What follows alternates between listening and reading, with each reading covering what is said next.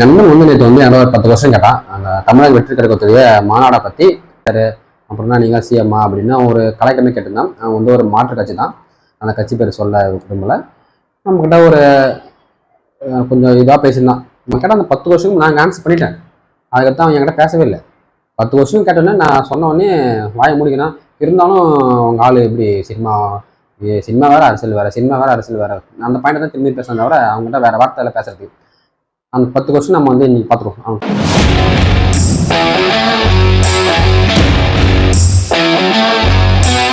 First question, என்ன bro பார்த்து படிக்கிறீங்க, ஏன் உங்களுக்கும் உங்கள் தளபதி மாரி பேச தெரியாதா அப்படின்னு கேட்காதீங்க. நம்ம ஒன்றும் பார்க்காம பேசி பொய் சொல்லலை, பார்த்து பேசி உண்மையை சொல்கிறோம். ஓகேவா? வெற்றி கழகத்தோட மாநாடு சமீபத்தில் வந்து முடிஞ்சுது. அதில் வந்து ஆதரவை விட விமர்சனம் அதிகமாக இருந்துச்சு. ஏன் நீங்கள் அப்படி பண்ணுறீங்க அப்படின்னு ஃபர்ஸ்ட் கொஸ்டின். நானே கேட்குறேன், விஜய் அவருடைய படத்துக்கு, அந்த ஒரு சாதாரண படத்துக்கே இந்த அளவுக்கு பிரச்சனை பண்ணுறவங்க மாநாட்டுக்கு பிரச்சனை பண்ணாமல் இருப்பாங்களா? இல்லை மாநாட்டுக்கு விமர்சனம் வராமல் இருக்குமா? அந்த மாநாட்டில் மற்ற மாநாட்டை தவிர இந்த மாநாட்டில் அந்த அளவுக்கு ஒரு பிரச்சனையே கிடையாது. நம்ம வந்து ஒரு சில மாநாட்டெலாம் பார்த்துருக்கோம். அந்த மாநாட்டில் ஒஸ்டான ஒரு மாநாட்டாக வச்சுருப்பாங்க. அதில் வந்து மீடியா வந்து கார் பண்ண மாட்டாங்க. ஏன்னா சினிமாவுக்கே இப்படி பண்ணுறவங்க அரசியலுக்கு பண்ணாமல் இருப்பாங்களா? என்னோட ஃபஸ்ட்டு கொஸ்டின் அவனை சொன்னேன், வாங்க முடிக்கணும். 2வது கொஸ்டின், தண்ணி வரல, பவுன்சர் வந்து அங்கே ஒரு பையனை கீழே தள்ளி விட்டாங்க, அதை பற்றி என்ன நினைக்கிறேன். தண்ணி வரல, ஓகே. ஃபர்ஸ்ட் மாநாட்டில் வந்து அந்த நடந்த பிரச்சனையை 2வது மாநாட்டில் அவங்க ட்ரை பண்ணியிருக்காங்க. அதை அட்லீஸ்ட் வந்து நம்ம ஒரு விஷயம் பண்ண போறோம்னா அந்த விஷயம் நம்ம ட்ரை பண்ணுறோம்ல, அதே நமக்கு வந்து ஒரு பெரிய வெற்றி தானே. இப்போ மற்ற மாநாட்டில் வந்து இந்த மாதிரி பண்ணுவாங்களா? பண்ண மாட்டாங்கல்ல. இந்த மாநாட்டில் வந்து நம்ம ட்ரை பண்ணியிருக்காங்களே. இப்போ வந்து ஒரு சில ப்ராப்ளம் இருந்திருக்கலாம். அதுக்காக வந்து ஒட்டுமொத்தமாக தண்ணி வரல, தண்ணி இல்லை அப்படின்ற ஒரு நல்லா தான் இருந்துச்சு அப்படின்னு சொல்லியிருக்காங்க. நீங்கள் வந்து ஃபேன்ஸ் ப்ரோ, நீங்கள் இப்படி சொல்லுவீங்க, மற்றவங்க சொல்லுவாங்களா அப்படின்னு கேட்டால் மற்றவங்க சொல்லியிருக்காங்க. ஆனால் இந்த மீடியா வந்து அதை கவர் பண்ணல. எது பிரச்சனையாங்க அந்த ஹைலைட் பாயிண்ட்டோ அந்த ஹைலைட் பாயிண்ட் மட்டும் தான் கவர் பண்ணி போட்டிருந்தாங்க இந்த மீடியாவா என்ன சொல்கிறதுன்னு தெரியல. இதை ஃபர்ஸ்ட் பாயிண்ட் சொல்லாச்சு, 2வது பாயிண்ட் சொல்லாச்சு, இப்போ 3rd பாயிண்ட் இன்னும் கேட்டால் இன்னும் நிறைய விஷயம் பற்றி ஏன் அந்த மாநாட்டில் பேசலை? ஒரு ஆடியோ லான்ச் பார்க்குற மாதிரி தான் அந்த மாநாடு இருந்துச்சு. ஏன் இன்னும் நிறைய விஷயம் நீங்கள் பேசியிருக்கலாமே சமூகத்தை பற்றி அப்படின்னு ஒரு சில விஷயம் கேட்டிருந்தாரு. மாநாட்டில் வந்து எல்லா விஷயம் பேசணும் அப்படின்னு ஒரு ரூல்ஸ் இருக்கா? இல்லை கோர்ட்டில் வந்து இந்த அளவுக்கு தான் பேசணும், மாநாட்டில் இதுமாதிரி பேசக்கூடாது அப்படின்னு ஒரு என்ன இது பண்ணியிருக்காங்க அப்படின்னு தெரியல. அவருக்கு அந்த நேரத்தில் என்ன தோணுச்சோ அதான் அவர் பேசியிருக்காரு. சும்மா நம்ம இவ்வளோ கூட்டம் இருக்குது நான் பேசணும் அப்படின்னு பொய்யே பேசலை, உண்மையே என்ன இருக்கோ அவர் பேசியிருக்காரு. பேசாததான் திரும்பி வந்து அவர் பேசுவார். அதை வந்து அறிக்கையாகவே விட்டுருக்காங்க. ஆனால் இதே கொஸ்டின் கேட்டாங்க, ஏன் நீங்கள் இந்த அறிக்கையாக விட்டீங்க, இது வந்து மேடையில் பேசியிருக்காமே அப்படின்னு. அந்த மேடையில் அந்த ஒரு இதில் வந்து அவரோட பேச முடியும். ஏன்னா அவங்க டைம் கம்மியாக தான் கொடுத்துருந்தாங்க. அதுக்குள்ளே பேசி முடிச்சு ஆகணும், அதுக்குள்ளே ஃபங்க்ஷன் முடிச்சு ஆகணுன்றதான் அங்கே டாஸ்க்கு. இது எல்லா மாநாடுக்கும் பொருந்துமா அந்த டைமிங் கேட்டால் அப்படி கிடையாது. இந்த மாநாட்டுக்கு அந்த டைமிங் கொடுத்துருந்தாங்க. அது மாதிரி ஃபேன்ஸ் அதிகமாக இருந்தாங்க, ரசிகர்கள் அதிகமாக இருந்தாங்க. ஃபேன்ஸ் சொன்னதுக்கு தொண்டர்கள் அதிகமாக இருந்தாங்க. அது இல்லாமல் இன்னும் நிறைய பேர் வண்டியில் வந்து இருந்தாங்க. அதனால் வந்து இந்த மாநாட்டை வந்து முடிக்க வேண்டிய கட்டாயம் ஆகி போச்சு. மேல்குறையும் போடல அப்படின்னு கேட்டாங்க. இந்த மேல்குறை போகிறதுக்கு டைம் இல்லை. உங்களுக்கே தெரியும், மாநாடு டேட்டில் வச்ச டேட்டு வேறு, அது டைம் இல்லாமல் போயிருக்கலாம். இது வந்து ஒரு பெரிய விஷயம். இதெல்லாம் பெரிய விஷயம் கிடையாது. இது வந்து பேசுகிற அளவுக்கு பயம் வேறு ஒன்றும் கிடையாது. அங்கே கடை போட்டாங்க இல்லையா, அந்த கடைக்கு ஏன் காசு வாங்குறீங்க அப்படின்னு கேட்டிருந்தாரு. அந்த கடைக்கு யாரும் காசு வாங்கலை. ஒரு சில நான் ஒரு சோஷியல் மீடியா ஒரு வீடியோ பார்த்தேன், கடைக்கு நாங்கள் வந்து 5000 காசு கேட்டாங்க அப்படின்னு. அவரும் சொன்னார், இங்கே இருக்கிறவங்க யாரும் கேட்கல, இந்த மண்ணோட ஓனர் கேட்டார், அவர் வந்து அந்த ஊருக்கார் தான், அவர் தான் வந்து எங்கிட்ட காசு கேட்டார் அப்படின்னு அந்த பெரியவர் சொன்னாங்க. ஆனால் மீடியா என்ன சொல்லிச்சுன்னா, தாவேக தொண்டர்கள் தான் அங்கே வந்து காசு கேட்டாங்க அப்படின்னு ஒரு மீடியா வந்து கொளுத்தி போட்டாங்க. அதுக்கப்புறம் ஒரு பெரியவர் என்ன சொன்னான்னா, எந்த மாநாட்டுக்குமே நாங்கள் இப்படி ஒரு இது நாங்கள் பார்க்கல, மற்ற மாநாட்டங்கள் வந்து ஜூஸ்லாம் குடிச்சிட்டு போனால் போடா எங்கள் தலைவன்டா நான் காசு தர மாட்டேன் அப்படின்னு சொல்லிட்டு போவாங்க. ஆனால் இந்த மாநாட்டில் வந்து யார் ஜூஸ் குடிச்ச எல்லாருமே காசு கொடுத்து தான் போனாங்க, எந்த ஒரு பிரச்சனையும் பண்ணல அப்படின்னு அந்த பெரியவர் சொல்லியிருந்தாங்க. இதை வந்து சோஷியல் மீடியா, இது வந்து எந்த ஒரு மீடியாவும் கார் பண்ணல. இது நம்ம பசங்க அங்கேருந்து பசங்க வந்து எடுத்து சோஷியல் மீடியாவில் போட்ட விஷயம் தான். இது இன்னும் சோஷியல் மீடியா இருக்குது, வேணா பாருங்க. அதாவது நீங்க இப்பதான் வந்தீங்க, அதுக்குள்ள உங்க ஆட்சி பிடிக்க முடியுமா, அதுக்குள்ள மக்கள் நம்பி உங்க ஓட்டு போடுறாங்களா அப்படின்னு நிறைய கொஸ்டின் கேட்கறாங்க. புதுசா வந்தவங்களுக்கு வந்து ஆட்சி பத்தி தான் தெரியும், தமிழ்நாடு மக்களை பத்தி தான் தெரியும், இப்படி வந்தவொடனே ஆட்சி பிடிச்சிங்களா அப்படி இந்த விஷயம் வந்து. ஏன்னா இப்போ நான் வந்து அண்ணா அவர்கள் வந்து திமுக ஆரம்பிக்கும் போது அது புது கட்சி தான். எம்ஜிஆர் அவர்கள் அண்ணா கூட இருந்து திரும்பி வந்துட்டு அவரு புது கட்சி ஆரம்பிக்கும் போது அது ஒரு புது கட்சி தான். அதிமுக கட்சி ஆரம்பிக்கிறாரு, அது ஒரு புது கட்சி தான். ஓகேங்களா? எந்த கட்சியுமே புதுசா ஆரம்பிக்கும் போது அது புது கட்சி தான். அவங்க வளர்ந்து தான் பழைய கட்சியா மாறும். எல்லா கட்சியுமே ஆரம்பிக்கும் போது அது ஒரு புது கட்சி தான் ஆரம்பிப்பாங்க. அப்போ அந்த 50 வருஷம் 60 வருஷம் ஆரம்பிச்சு கட்சி வந்து ஆரம்பிக்க போறாங்க. நிலவரம் இல்லாமல் தெரியும், அவர் மக்களை பற்றி எதுவுமே தெரியாது, அவர் ஆட்சி பற்றி தான் தெரியும், ஆட்சியில் எங்கே சைன் பண்ணணும் எங்கே இது பண்ணணும் யாருமே தெரியாதா? எல்லாருக்குமே தெரியும். உள்ள ஆட்சிக்கு வந்துட்டாருன்னா ஒரு சில எல்லா விஷயம் கற்றுக்க போகிற திரும்பி எல்லா விஷயம் அவர் வந்து கற்றுக்கக்கூடாது. கற்றுக்க தானங்க வராது. இப்போ நீங்கள் புதுசாக ஒரு வேலைக்கு போகிறோன்னா அவங்க உள்ளே போய் கற்றுக்கிறீங்களா அதே மாதிரி தான் கற்றுக்கலாம். அதுக்கப்புறம் ஏன் ப்ரெஸ்ஸாக வந்து ஒன்றுமே பண்ண மாட்டாரு அப்படின்னு ஒரு கொஸ்டின் தான். ஏன்னா வந்து நம்ம விஜயகாந்த் அவர்களுக்கு என்ன பண்ணாங்களோ அதே தான் இப்போ வந்து விஜய் அவர்கள் பண்ண பார்க்குறாங்க. ஏன்னா இப்போ இந்த ஒரு அங்கிள்னு சொன்ன விஷயத்த வந்து இந்த அளவுக்கு வச்சு பேசுகிறாங்கன்னா அந்த பவுன்சரை வந்து ஒரு பையனை வந்து கீழே இது பண்ணிட்டு இருப்பாரு.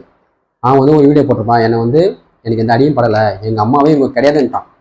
ஒரு அம்மா வந்து என் பையனை வந்து இந்த அளவுக்கு பண்ணிட்டாங்க, இது வந்து விஜய் அவரை வந்து இது பண்ணுவாரா, அவங்க என்ன ஆச்சுன்னா நாங்கள் என்ன பண்ணுறது அப்படின்னு அந்த அம்மா வந்து ஒரு வீடியோ ஒன்று போடுறாங்க. இந்த பையனுக்கு கேட்டால் எனக்கு அவங்க அம்மாவே யாருன்னு தெரியல அப்படின்றான். ஆனால் விஜய் அவர் மேலே அங்கே இருக்கிற மேலே நாங்கள் கேஸ் கொடுக்க போகிறோம் சொல்லிட்டு கேஸ் கொடுக்குறாங்க. திரும்பி அவங்க வீடியோ ஒன்று போடுறான், நாங்கள் பண்ணவே இல்லை, ஃபேக்கா நியூஸ் அப்படின்னு அவங்க சொல்கிறான். இது எந்த அளவுக்கு அடித்தனமாக கேட்டமாக போய் இந்த விஷயம் செய்கிறாங்க பாருங்கள். பயமே இல்லைன்னு சொல்கிறாங்க, அப்படியே இந்த விஷயம் பேசுகிறாங்க. விஜய் அவர்களை பார்த்து நாயின்னு சொல்கிறாங்க. இப்போ நாயின்னு சொன்னீங்க, அப்போ இதுவே ஒரு கெட்ட வார்த்தை தானே. நீங்கள் அதுக்கு சொன்னதுக்கே சொல்கிறீங்க போது ஒரு நாயின்னு சொல்ல வார்த்தை அது ஒரு கெட்ட வார்த்தை தானே. இதெல்லாம் வந்து இந்த மீடியா பேசாது. இதெல்லாம் வந்து மீடியா பேசினா மீடியாவே இருக்காது, அழிச்சிடுவாங்களா, அதனால் பேச மாட்டாங்க. லாஸ்ட்டு கொஸ்டின் தான். அந்த வீடியோ ரொம்பவும் போனால் நீங்கள் பார்க்க மாட்டீங்க. விஜய் ரசிகர் கண்டிப்பாக பார்ப்பாங்க. விஜய் பிடிக்காதவங்களும் இந்த வீடியோ பாருங்கள், நல்லாயிருக்கும். நான் பேசுகிறேன் தப்பு இருந்தால் கூட நீங்கள் கமெண்ட்ஸில் கமெண்ட் பண்ணேன், ப்ரோ நீங்கள் பேச தப்பு, நீங்கள் பண்ணுற பாயிண்ட் இல்லாமல் தப்பாக இருக்குது அப்படின்னு சொல்லலாம். ஏன் நான் வந்து அவர் சப்போர்ட் பண்ணணும் அப்படின்றதுல இல்லை, இது நியாயமான ஒரு வார்த்தை தான் நான் பேசுனது. அது மட்டும் இல்லாமல் உங்கள் ஆள் வந்து மாநாட்டில் பேசுகிறாரு, ஆன்லைனில் பேசுகிறாரு, இப்போ வந்து அவர் ஆஃப்லைனில் போயிட்டாரு, இதுக்கப்புறம் எப்போ அடுத்த மாநாடு தான் வந்து பேசுவாரா அப்படின்னு நிறைய விஷயம் கேட்குறாங்க. இதுக்கு ஒரே பதில் என்னன்னா, ஓகே இப்போ அவர் வந்து ப்ரெஸ்ஸை இது பண்ணுறாரு, மக்களுக்கு கூட நிற்கிறாரு அப்படின்னா நீங்கள் என்ன பண்ணுவீங்க? இப்போ அவர் வந்து இப்போ மக்கள் கூட நிற்கிறாருங்க, ஏன்னா ஆகிப்போச்சு, என்ன பண்ணுவீங்க? என்ன தான் பேசுவாங்க? இப்போ வந்து மக்கள் கூட நிற்க மாட்டாரு அப்படின்னு பேசுகிறவங்க அப்போ வந்து நின்றுட்டாருன்னு தான் பேசுவாங்க. என்ன பேசுவாங்க சொல்லுங்க பார்ப்போம். இவரால் தான் வந்து இந்த பிரச்சனை ஆயிடுச்சு, நின்ட்டாரு, அவருக்கு வந்து எதனா ஒரு பிரச்சனை ஆயிடுச்சு, அவருக்கு பிரச்சனை ஆகுது கூட அந்த கூட்டத்தில் யாராவது பிரச்சனை ஆச்சுன்னா சொல்லுவாங்க விஜயாவில் தான் ஆச்சு அப்படின்னு சொல்லுவாங்க. இந்த சொல்லி நான் ஒன்றும் விட்டு கொடுக்க ஆசைப்படல. அவர் அரசியலுக்கு வந்துட்டாருன்னா வெளியே வந்து தான் ஆகணும். அவர் சினிமா இருக்கும்போது வேற, அரசியலுக்கு உள்ளே வந்துட்டாருன்னா கண்டிப்பாக அவர் வந்து இந்த விஷயம்லாம் பார்க்கக்கூடாது, வெளியே வந்து மக்கள் கூட நிற்கணும். கண்டிப்பாக அவர் வந்து இதுக்கப்புறம் அவர் சொல்லிட்டார் மாநாட்டில் என்ன சொன்னார்னா, நான் இதுக்கப்புறம் வந்து மக்கள் நிற்க போகிறேன் அப்படின்னு சொல்லிட்டாரு. கண்டிப்பாக இதுக்கப்புறம் வந்து மக்கள் கூட தான் நிற்பார். 7 மாதம் தான் இருக்குது, இதுக்குள்ளே அவர் தன்னுடைய ஃபுல் கெப்பாசிட்டியை உள்ளே இறங்கினா மட்டும்தான் 2024 வந்து ஆட்சி பிடிக்க முடியுமா அப்படின்றது வந்து ஒரு கொஸ்டின் மார்க் தான். இருந்தாலும் நாம் ஒரு மாற்றத்தை கொண்டு வரலாம். தாவைக்கு வந்து இப்போ பண்ணுற விஷயத்த தொடர்ந்து பண்ணினே வந்தாங்கன்னா 2026 ஆட்சி பிடிக்க முடியுமான்னு தெரியல. கண்டிப்பாக 2031 கண்டிப்பாக ஆட்சி பிடிப்பாங்க. இது வந்து 100% உண்மை. இப்போ வந்து இப்பயும் அவங்களுக்கு வந்து ஒரு நல்ல ஒரு பேர் இருக்கும்போது மக்கள் மத்தியில் ஓரளவுக்கு அவங்க வந்து ஓட்டை பிரிச்சுட்டாங்க, ஓட்டு வாங்கிட்டாங்கன்னா அவங்களுக்கு ஒரு கான்ஃபிடன்ஸ் வந்துடும்.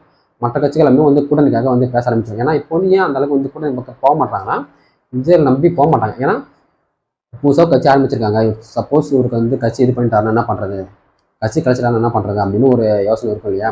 ஆனால் விஜய் அவர்கள் வந்து கண்டிப்பாக கட்சியை கலைய மாட்டாங்க, நம்மளுக்கு எல்லாமே தெரியும். இருந்தாலும் நம்பி வர மாட்டாங்க. அதனால் விஜய் அவர்கள் என்ன பண்ணணும்னா தனியாக நிற்கணும்.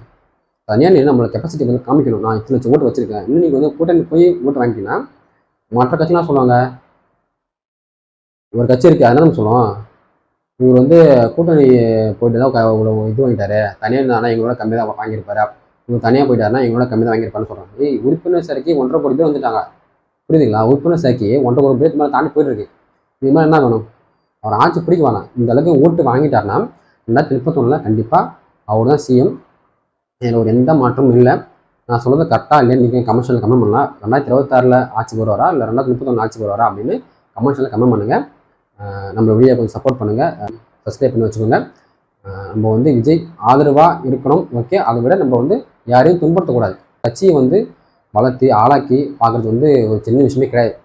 நம்ம டூருக்கு இது பண்ணுறோம், நீ வாடா நீ வாடா நீ வாடான்னு கூப்பிடுவோம், வரேன்டா சொல்லணும். ஆனால் லாஸ்ட் டைமில் இல்லைடா நான் வேலைக்கு அங்கே சொல்லிட்டு அந்த டூரே கேன்சல் பண்ணுவோம்ல. நம்ம ஒரு 5 பேர் நம்ம கூடி நின்று ஒரு முடிவை நம்மளை எடுக்க முடியும்னா கோடிக்கணக்கான பேர் கூடி அந்த கட்சியை இது பண்ணி கட்சி வளர்த்து கட்சியை தக்க வச்சுக்கணும் இருக்கும்போது ஒரு எம்பியை தக்க வச்சுக்கணும் அந்த கட்சியை ஒரு அந்த கட்சி வந்து ஆட்சி பிடிக்கணும்னா அது எவ்வளோ விஷயம், எவ்வளோ பெரிய. இப்போ திமுகவை எடுத்துங்களேன், அப்போ வந்து எத்தனை வருஷமா இந்த நம்ம தமிழ்நாட்டில் இருக்காங்கன்னா அது எவ்வளோ பெரிய விஷயம், அது எவ்வளோ பெரிய விஷயம் நான் பார்க்கணும். ஆனால் அதுக்காக நம்ம அந்த கட்சியை வந்து நம்ம குறை சொல்லக்கூடாது. அவங்களுடைய கட்சி அவங்களுடைய ஆட்சி அவங்க பண்ணுறாங்க, புதுசாக வரவங்க நம்ம வந்து சப்போர்ட் பண்ணலாம், ஒன்றும் தப்பு கிடையாது. அதனால் நாம் வந்து தாவேக்காக சப்போர்ட் பண்ணுறோம். ஆனால் நம்ம வந்து எல்லா கட்சியும் ஆப்போசிட்டாக அப்படின்னு கிடையாது. நம்மளோட சப்போர்ட் தாவேக்காக தான். மற்றபடி எந்த கட்சியும் விமர்சனம் செய்ய வந்து யாருமே இங்கே முன் வரல.